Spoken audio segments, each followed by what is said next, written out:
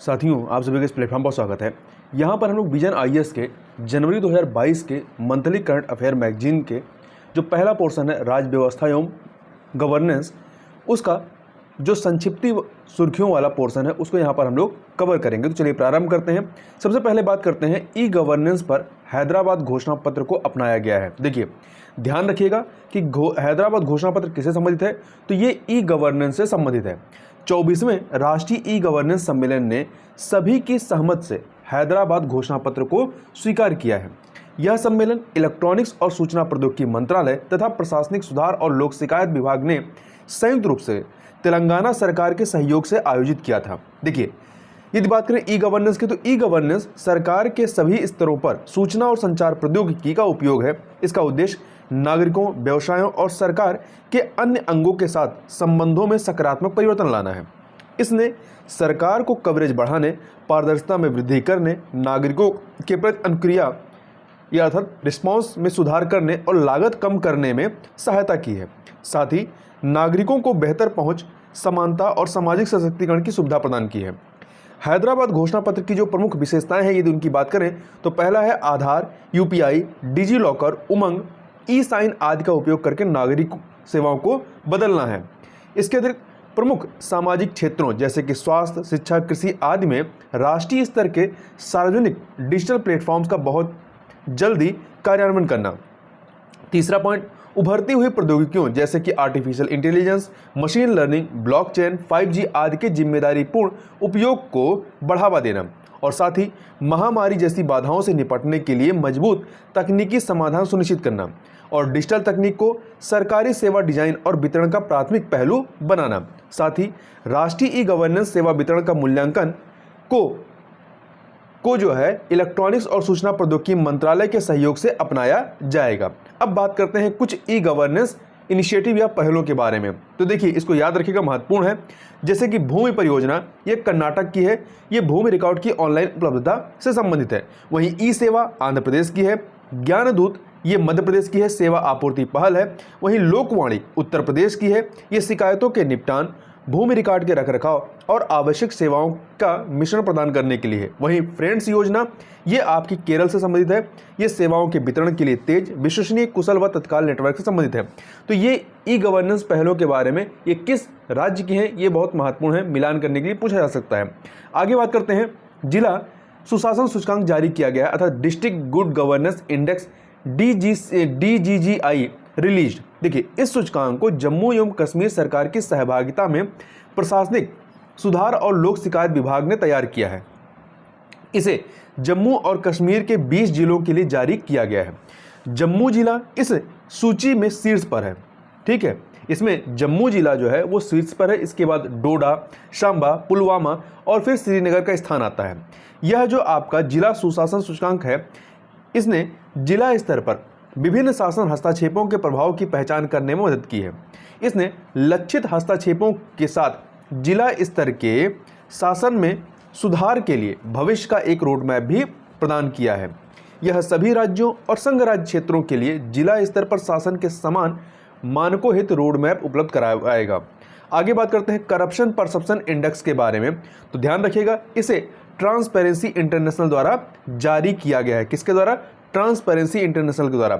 इस सूचकांक में अर्थात करप्शन परसेप्शन इंडेक्स 2021 में भारत 180 देशों में 85 में 85वें स्थान पर है और भारत को 40 अंक मिले। स्कोर इसका कितना है? 40 है। इसके पहले करप्शन परसेप्शन इंडेक्स 2020 में भारत जो है 86वें स्थान पर था। 86वें स्थान पर था, 1 अंक का सुधार हुआ है। इस रिपोर्ट के अनुसार पिछले एक दशक में भारत का स्कोर जो है स्थिर रहा है, मतलब जो जैसे कि 40 है तो 40 ही रहा है। इसका कारण है कि कुछ तंत्र जो भ्रष्टाचार पर अंकुश लगाने में मदद कर सकते हैं वो कमजोर हो रहे हैं। अब शीर्ष पर कौन से देश रहे? तो डेनमार्क, न्यूजीलैंड और फिनलैंड, ये तीनों संयुक्त रूप से इस सूचकांक में शीर्ष पर है, नंबर 1 पर है। यह सूचकांक देशों को उनके सार्वजनिक क्षेत्र में व्याप्त भ्रष्टाचार के कथित स्तरों के आधार पर रैंक प्रदान करता है। इसमें विशेषज्ञों और व्यवसायियों से जानकारी ली जाती है। इसमें देखिए, जो पैमाना होता है वो 0 से 100 के बीच में होता है। 0 का मतलब है अत्यधिक भ्रष्ट और 100 का मतलब जितना 100 की तरफ आप स्कोर करेंगे उतना मतलब है कि भ्रष्टाचार करप्शन कम हो रहा है। 100 का मतलब शून्य करप्शन। आगे चलते हैं, आगे बात करते हैं ओपन डेटा वीक के बारे में। तो देखिए, आवास और शहरी कार्य मंत्रालय ने ओपन डेटा वीक की शुरुआत की। तो ध्यान रखिएगा, ओपन डेटा वीक की शुरुआत किसने की है? तो आवास और शहरी कार्य मंत्रालय ने। इसका उद्देश्य देश भर के शहरी इकोसिस्टम में मुक्त आंकड़ों को अपनाने तथा नवोन्मेष को प्रोत्साहित करना है। ओपन डेटा क्या होता है? ओपन डेटा वह है जिसे कोई भी स्वतंत्र रूप से उपयोग व फिर से उपयोग कर सकता है। इसका फिर से वितरण भी किया जा सकता है। देखिए, सभी 100 स्मार्ट शहर ओपन डेटा वीक में भाग लेंगे। इसके अंतर्गत smart city open data portal पर उच्च गुणवत्ता वाले डेटा सेट और डेटा ब्लॉग प्रकाशित किए जाएंगे। इस आयोजन का उद्देश्य ओपन डेटा के लाभों को दर्शाना। इन लाभों में बढ़ी हुई दक्षता, पारदर्शिता, नवाचार में वृद्धि और आर्थिक विकास शामिल है। आगे चलते हैं, आगे बात करते हैं ग्रामीण क्षेत्र विकास योजना निर्माण और कार्यान्वयन के लिए संशोधित दिशा निर्देश जारी किए गए हैं। इंग्लिश में कहें तो revised rural area development plan formulation and implementation, यह शॉर्ट में आप RADPFI कहेंगे, गाइडलाइंस रिलीज्ड। तो देखिए, इन दिशा निर्देशों को पंचायती राज मंत्रालय ने जारी किया है। अब संशोधित RADPFI दिशा निर्देशों का उद्देश्य गांवों के समग्र एकीकृत विकास के लिए स्थानिक विकास की योजना बनाना है। स्थानिक योजना की आवश्यकता क्या है? तो देखिए, ग्राम पंचायतों में बिना योजना के स्थानिक विकास, विस्तारित शहरीकरण क्षेत्र, जनगणना कस्बों का उदय, ग्राम पंचायतों के जीवन की गुणवत्ता और संधारणता में सुधार करना। इसके अतिरिक्त सुधारों कार्यक्रमों का एकीकरण करना, जैसे कि स्वामित्व, रूर्बन, राज्य अधिनियमों में नवीन बदलाव और संशोधन तथा आपदा, जलवायु परिवर्तन व लोचशीलता संहिताओं को फिर से बल देना इत्यादि हैं।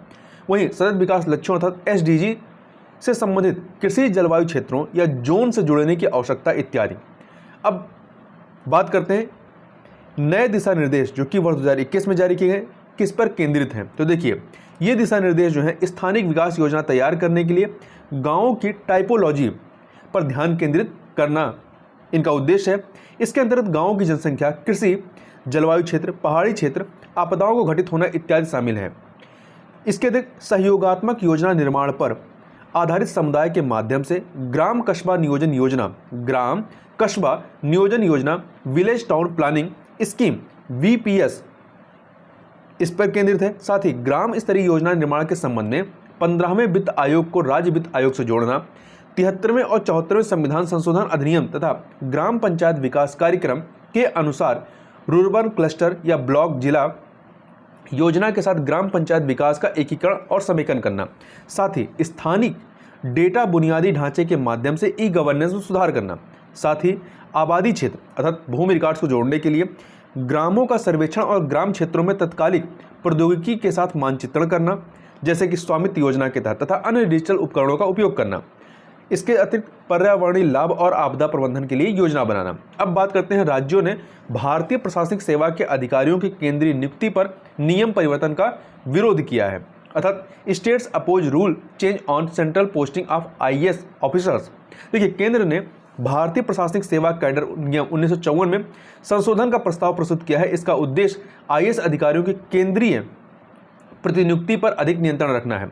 वर्तमान में एक संवर्ग अर्थात कैडर अधिकारी संबंधित राज्य सरकार और केंद्र सरकार की सहमति से केंद्र सरकार या किसी अन्य राज्य सरकार आदि के अधीन सेवा के लिए प्रतिनियुक्त किया जा सकता है। प्रस्तावित संशोधन क्या है उसकी बात करें तो अब प्रत्येक राज्य सरकार को एक निश्चित संख्या में डेपुटेशन यानी प्रतिनियुक्ति के लिए विभिन्न स्तरों के योग्य अधिकारियों को उपलब्ध कराना होगा। यह संख्या एक निश्चित समय में राज्य कैडर के लिए आवंटित अधिकारियों की कुल संख्या और राज्य सरकार के पास उपलब्ध अधिकारियों की संख्या के मध्य अनुपात के आधार पर तय की जाएगी। यदि राज्य निर्धारित समय के भीतर केंद्र सरकार के निर्णय को लागू नहीं करता है तो अधिकारी को केंद्र सरकार द्वारा तय की गई तिथि से कैडर से कार्यमुक्त मान लिया जाएगा। यदि किसी विशेष परिस्थिति में जनहित में केंद्र सरकार द्वारा कैडर अधिकारियों की सेवाओं की आवश्यकता महसूस की जाती है तो ऐसी स्थिति में राज्य एक नियत समय के भीतर इसके निर्णयों को प्रभावी करेगा। अब प्रश्न उठता है कि राज्य इसका विरोध क्यों कर रहे हैं।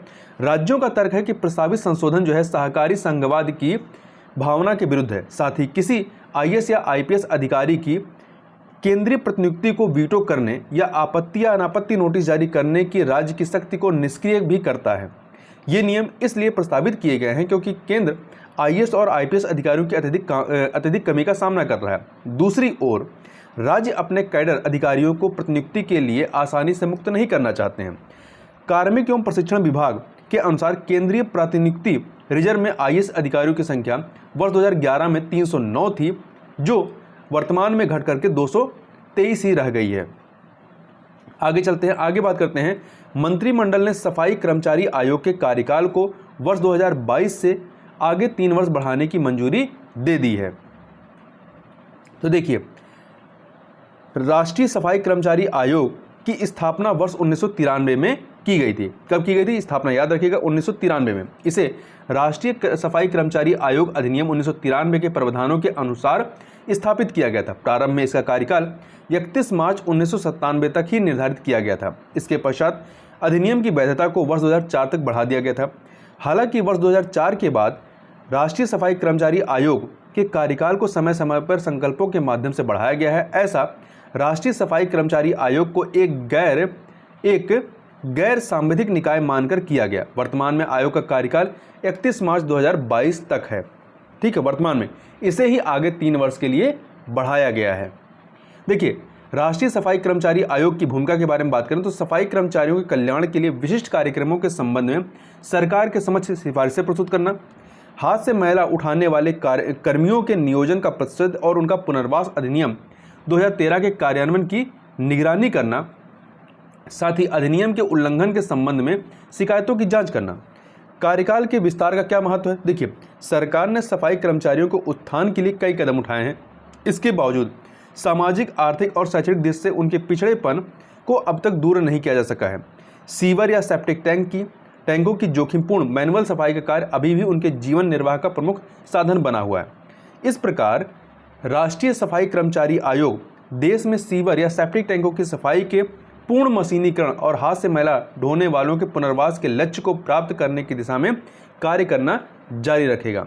तो इस वीडियो में बस इतना ही। मिलते हैं नेक्स्ट वीडियो में, तब तक के लिए बहुत बहुत धन्यवाद।